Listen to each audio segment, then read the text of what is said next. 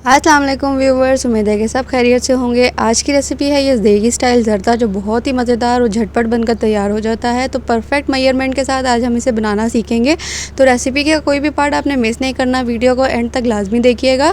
बहुत ही आसान रेसिपी है और इस तरीके से बनाएंगे तो बिल्कुल ही देग स्टाइल जगह टेस्ट आता है। जैसा ही हम देगी ज़रदा खाते हैं बिल्कुल ही वैसा इसका टेस्ट आता है। तो रेसिपी को आपने बिल्कुल फॉलो करना है और चैनल पर नए हैं तो चैनल को सब्सक्राइब करना मत भूलिएगा और बेल आइकन पर क्लिक कर दीजिएगा। चले आए चलते हैं रेसिपी की तरफ। जिसके लिए सबसे पहले मैंने यहाँ पर 3 कप चावल ले लिए हैं। ये सेला चावल हैं।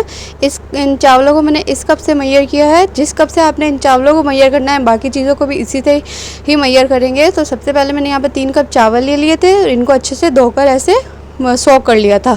आधा घंटा पौना घंटा पहले आपने इसे सोक कर देना है। यहाँ पर मैंने चीनी ले ली है। चीनी की मेजरमेंट हम इस तरीके से करेंगे कि जिस कप या ग्लास से हमने चावलों को नापना है उसी हिसाब से हमने चीनी भी रखनी है। यहाँ पर मैंने 3 कप चावल लिए हैं तो चीनी जो ली है मैंने 1.5 कप चीनी ली है। यहाँ पर 1 कप भर के और 1 हाफ कप चीनी ली है। और यहाँ पर हमने घी ले लिया है। घी की मेजरमेंट क्या है कि 3 कप चावल है उसका हाफ हमने चीनी ली है और उसका भी हमने हाफ कप घी शामिल करना है इसके अंदर। तो यहाँ पर हमारा जो घी का मेजरमेंट है वो हाफ कप है।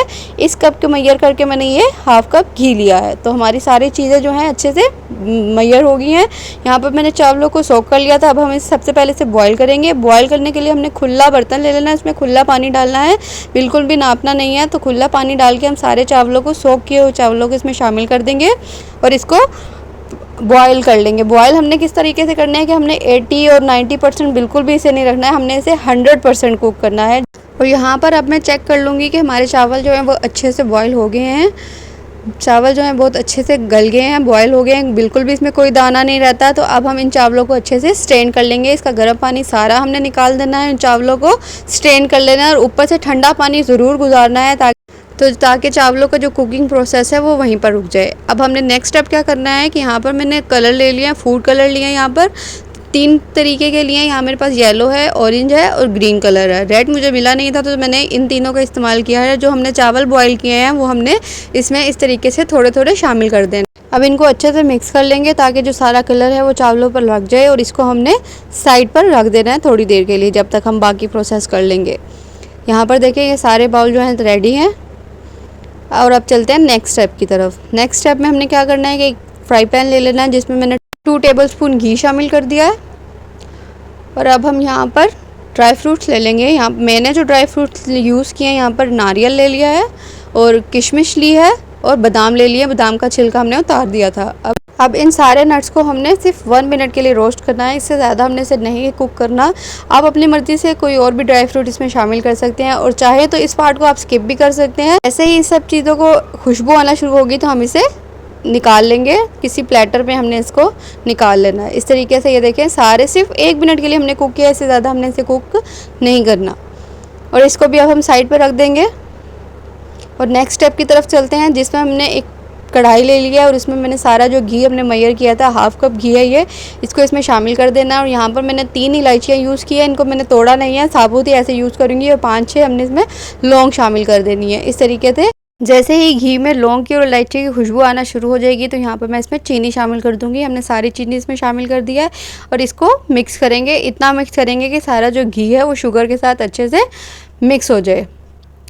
और इस पॉइंट पर ही हमने इसे ज़्यादा कुक नहीं करना। अब मैं इसमें दूध शामिल कर दूंगी। ये मैंने हाफ कप से थोड़ा सा भी कम दूध शामिल किया इसमें और इसको अच्छे से मिक्स कर लेंगे।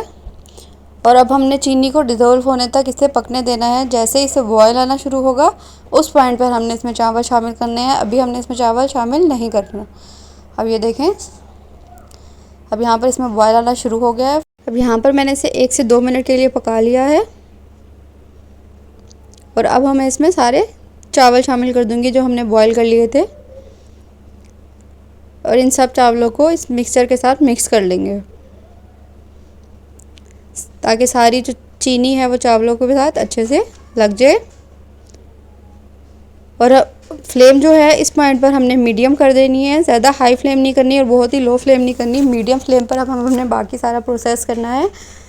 अब यहाँ पर ये देखें जो हमने दूध शामिल किया था और चावलों ने भी थोड़ा सा अपना पानी छोड़ा है तो इस सारे पानी को हमने ड्राई करना है, अच्छे से ड्राई करना है। ये देखें अभी भी इसमें थोड़ा सा पानी है। जैसे ही सारा पानी ड्राई हो जाएगा और अब इस पॉइंट पर हम इसमें कलर राइस जो हमने बॉल में कलर लगा के रखे थे उनको हम शामिल कर देंगे। इस तरीके से सब राइस को मैं अलग अलग रखूँगी, यहाँ येलो, ऑरेंज और अब इसमें मैं ग्रीन शामिल कर दूँगी। अभी हमने इनको मिक्स नहीं करना है, ये यहीं पर इसी तरीके से रखेंगे और सारे रोस्ट किए हुए नट्स भी हम इसमें शामिल कर देंगे। अब इस पॉइंट पर हमने इसको स्टीम कुक करना है, दम पर रखना है लो फ्लेम पर 10 मिनट के लिए। इतना दम जो है इसके लिए काफ़ी होता है।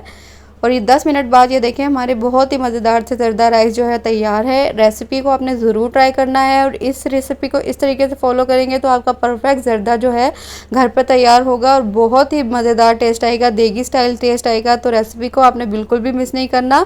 और वीडियो अच्छी लगी हो तो चैनल को सब्सक्राइब ज़रूर कीजिएगा और बेल आइकन पर क्लिक कर दीजिएगा और थम्स अप करना मत भूलिएगा।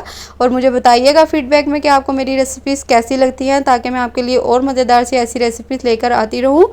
अच्छे से दम लग जाने के बाद हमने इसे सारे राइस को मिक्स कर लिया था इस तरीके से। ये देखें बहुत ही मज़ेदार खिला खिला चावल बना, हर चावल अलग अलग बना है और बहुत ही मज़ेदार इसका टेस्ट आया था। तो ज़रूर आपने रेसिपी को ट्राई करना है।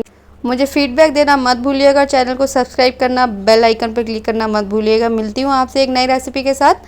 अल्लाह हाफिज़।